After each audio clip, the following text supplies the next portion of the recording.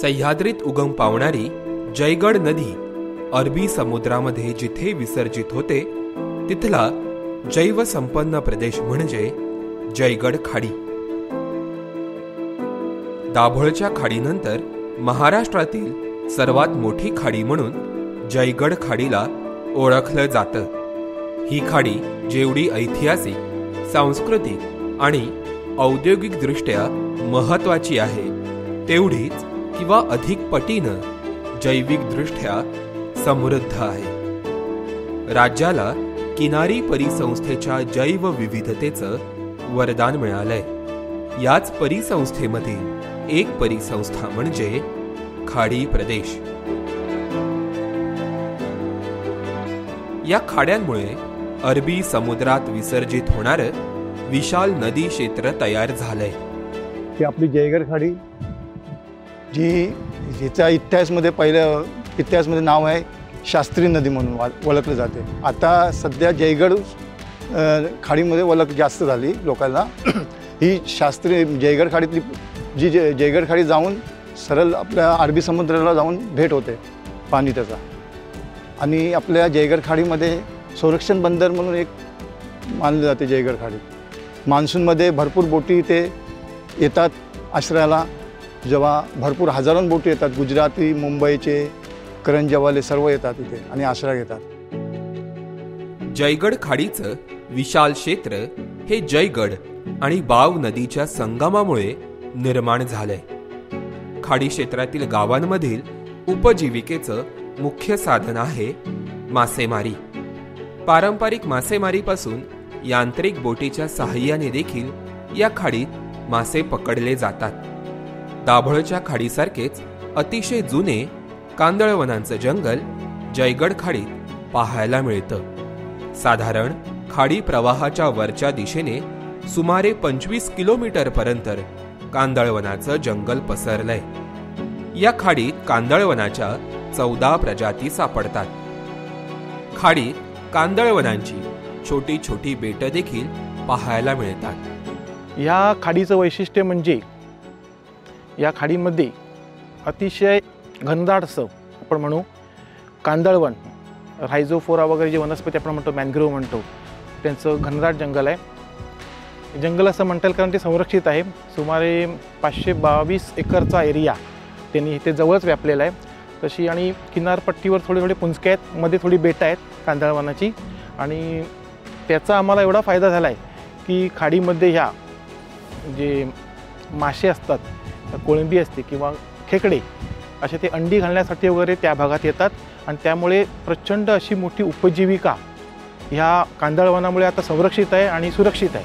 आजपर्यंत या भागातलं कांदळवन लोकांनी पण सुरक्षित ठेवलं आहे. जयगड खाडीच्या मुख्य प्रवाहामध्ये जमिनीकडील बाजूस चिप्पी आणि हुरी प्रजातीची झाडे अधिक दिसतात, तर पाण्याकडील बाजूला तिवर, लाल कांदळ आणि झुंबर या प्रजातींची गच्च राई अधिक दिसते. या राईत सुमारे 20 ते 25 मीटर उंच वाढलेली भारतीय तिवर प्रजातीची झाडे आढळतात. या प्रजातीला येणाऱ्या मुळांच्या वेगवेगळ्या रचनाही खाडीत पाहायला मिळतात. या झाडाला 5 वेगवेगळ्या प्रकारची मुळं आपल्याला दिसून येतात. एक जे सरळ आतमध्ये वाढतं ते सोटमूळ. या सोटमुळाला नंतर आपल्याला केबल रूट्स, या सोटमुळाला लागून नंतर केबल रूट्स वाढतात जे जमिनीच्या सर्व बाजूने पसरतात. आणि ह्या केबल रूट्सवरती खालच्या बाजूने अशीच पेन्सिलीसारखी मुळं वाढतात जी जमिनीमधून किंवा मातीमधून जे पण काही पोषक द्रव्य आहेत ते खेचून घेतात.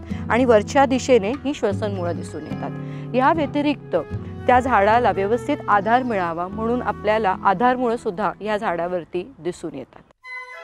जयगड खाडीतील कांदळवनाच्या या अधिवासामध्ये पाणमांजर आणि कोल्ह्यांचा वावर दिसतो. पाणथळ प्रदेशामुळे या ठिकाणी पक्ष्यांचीही समृद्ध जैवविविधता पाहायला मिळते. पांढऱ्या पाठीचे गिधाड आणि ग्रेटर फ्लेमिंगो सारख्या पक्ष्यांची नोंद या खाडीतून करण्यात आली आहे.